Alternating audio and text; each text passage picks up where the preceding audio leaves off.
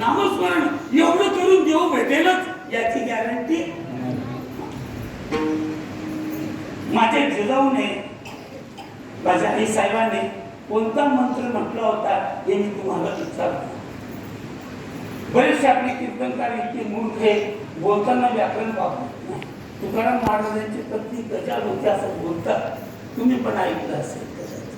भावनेच्या आहे काही बोलून जातात, लाजा वाटल्या पाहिजे त्यांच्या जीवावर तुम्ही फोटो जातात आणि त्या कथात नव्हत्या.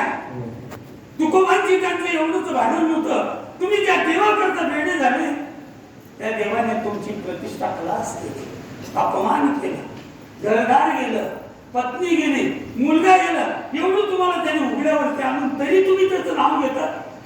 त्या मेल्याच्या मिठ्याचं नाव घेतात. तो काळा, तो पंढरीचा गडगडात आमची आई साहेब शिव्या द्यायच्या. तुकोबांवर खूप प्रेम होतं.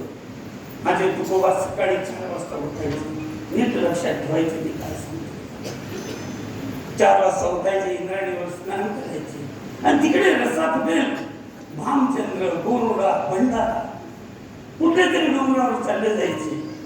आमच्या आई साहेब ओरडेच करायचं. एका टोपलीमध्ये घ्यायचं, इंद्रायणीच्या पलीकडे जायचं, रस्त्याला कान लावायचं. ज्या रस्त्याला विठ्ठल विठ्ठल शब्द ऐकायला येईल तिकडे जायच्या. बाबांना जीव घालायच्या. पांडुरंगाला वाटेल तशा शिव्या देत होते. मला सांगण्याचा तेवढा अधिकार नाही, इतक्या शिव्या देत होत्या. पण माझ्या तुकोबांनी जीव त्यांना खाऊ घातल्यावर घरी माघारी यायच्या, मग मुलांच्या पोटामध्ये अन्न टाकायच्या आणि स्वतः खायचं. एवढं प्रेम. एक दिवस एक सिद्धांत जाता जाताना जिथे कुठे शरीराला जखम झालेली असेल, किती सांभाळून चला, धक्का तिथेच लागतो. एक वर्ष किती सांभाळून चला, धक्का तिथेच लागतो. उपासाच्या दिवशी आणि गरिबी कितीच झाकाती उघडच काढते. हे सिद्धांत आहे जीवनात. आणि निघाल्या पायामध्ये काही रखरख ऊन. त्या दिवशी बाबा भंडारा डोंगरावरती गेले.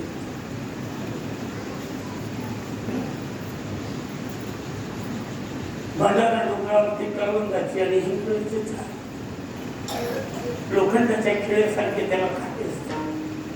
पायात चप्पल नाही, घर ऊन गारा लागलेले, डोक्यावरती शिवली बाबांची आणि चचकन काटा म्हणून भरभरा रक्त यायला आपलं मटकन खाली बसल्या. त्या पांडुरंगाला खूप शिव्या द्यायला वेळ केले यांनी. माझे कोण देहात सांभाळ इतकं वेळ करून टाकलं.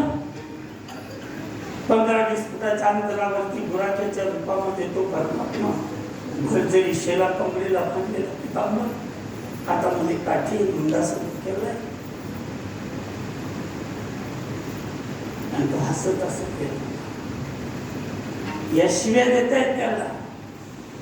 तो आला, आमच्या आई साहेबांचा पाय जरी मांडीवरती घेतला, भरजरी अशा पितांबराने तो पाय, रक्ताने मापलेला पाय पुसला, काटा काढला. मला सांगा कोणता मंत्र म्हटला असेल? मी तुम्हाला सांगतो, त्या भरभरात शिव्या देत होत्या. कोणत्या मंत्राने देवाने पाय पुसले? विठ्ठल